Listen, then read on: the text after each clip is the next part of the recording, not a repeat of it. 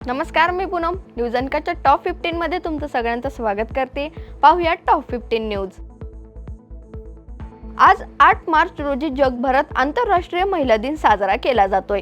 भारताचे पंतप्रधान नरेंद्र मोदी यांनीही या खास दिवसानिमित्त महिलांना शुभेच्छा दिल्यात। आमच्या सरकारने नेहमीच महिलांना सक्षम बनवण्यासाठी काम केलंय, जे आमच्या योजना आणि कार्यक्रमांमध्ये दिसून येत असल्याचं मोदींनी म्हटलंय। आज जागतिक महिला दिन, नारी शक्तीचं कौतुक करणारा दिन। मात्र या जागतिक महिला दिनी राष्ट्रवादी काँग्रेस पार्टी शरदचंद्र पवार पक्षाच्या महिला प्रदेशाध्यक्षा रोहिणी खडसे यांनी म्हटलंय की आम्हाला खून करण्याची परवानगी द्या, अशी मागणी त्यांनी थेट देशाच्या राष्ट्रपती द्रौपदी मुर्मू यांच्याकडे केली आहे।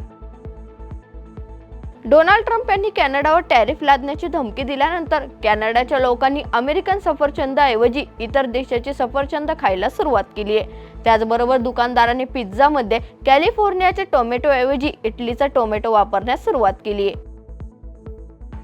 अमेरिकेचे अध्यक्ष डोनाल्ड ट्रम्प युद्धविराम आणि शांतता करार होईपर्यंत अमेरिका रशियावर बँकिंग निर्बंध आणि शुल्क लादण्याच्या गांभीर्याने विचार करत आहेत। 4 मार्च रोजी ट्रम्प प्रशासन रशियाशी संबंध पुनर्संचयित करण्याच्या आणि युक्रेनमधील युद्ध संपवण्याच्या बदल्यात रशियाला निर्बंधापासून सूट देण्याची योजना आखत असल्याचा दावा करण्यात आला होता। पाकिस्तानी गृह मंत्रालयाने काल सर्व बेकायदेशीर परदेशी आणि अफगाण नागरिकत्व कार्ड धारकांना 31 मार्च पूर्वी देश सोडण्यास सांगितलंय। एवढंच नाही तर मंत्रालयाने असा इशारा दिलाय की जर अशा लोकांनी 31 मार्च पर्यंत देश सोडला नाही तर त्यांना 1 एप्रिल पासून हद्दपार केलं जाईल। डोनाल्ड ट्रम्प यांचे वरिष्ठ सल्लागार एलोन मस्क यांनी श्री ट्रम्प यांच्या अध्यक्षतेखाली झालेल्या कॅबिनेट बैठकीत परराष्ट्र मंत्री मार्को रुबियो आणि वाहतूक सचिव शॉन डफी यांच्याशी स्वतंत्रपणे वाद घातलाय। सिरियातील सुरक्षा दल आणि माजी अध्यक्ष बशर अल असद यांच्याशी निष्ठावान बंदूकधारी यांच्या 2 दिवसांपासून सुरू असलेल्या चकमकीत 200हून अधिक लोकांचा मृत्यू झाल्यानं एका युद्ध निरीक्षकानं म्हटलंय। श्रीलंकेने काल जपानसोबत $2.5 अब्ज डॉलरच्या कर्जाची पुनर्रचना करण्यासाठी करार केलाय, जो गेल्या वर्षी रोखीच्या संकटात सापडलेल्या देशाला कर्जमुक्तीचं वचन देणाऱ्या अधिकृत कर्जासोबतचा पहिला करार आहे।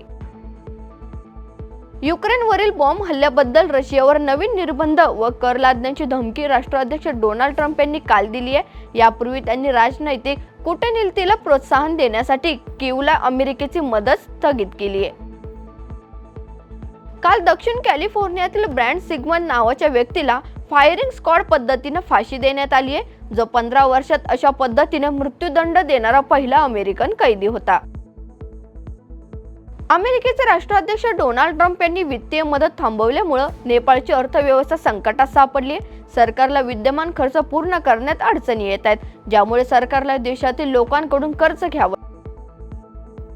कर्नाटकातील हंपी येथे विदेशी आणि भारतीय पर्यटकांवर अज्ञात हल्लेखोरांनी हल्ला करून लैंगिक अत्याचार केल्याची धक्कादायक घटना घडली आहे। 5 पर्यटकांपैकी एकाचा मृत्यू झाल्याची माहिती समोर आली आहे।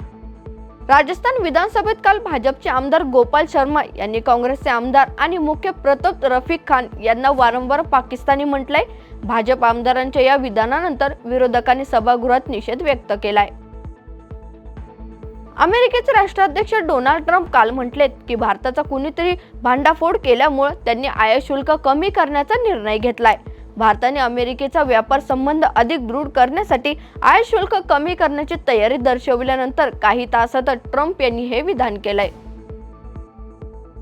क्रिकेट विश्वातील प्रसिद्ध व सर्वात श्रीमंत लीग मानले जाणारे इंडियन प्रीमियर लीग अर्थातच IPL चे माजी अध्यक्ष ललित मोदींनी भारतीय नागरिकत्व सोडून आता वानुआटू या देशाचं नागरिकत्व स्वीकारल्याची चर्चा आहे। याचं कारण म्हणजे ललित मोदींनी त्यांचा भारतीय पासपोर्ट परत करण्यासाठी अर्ज केला असल्याची माहिती समोर आली आहे। या बातमीसह टॉप 15 मध्ये इथेच थांबूयात। पाहत राहा न्यूज अनकट।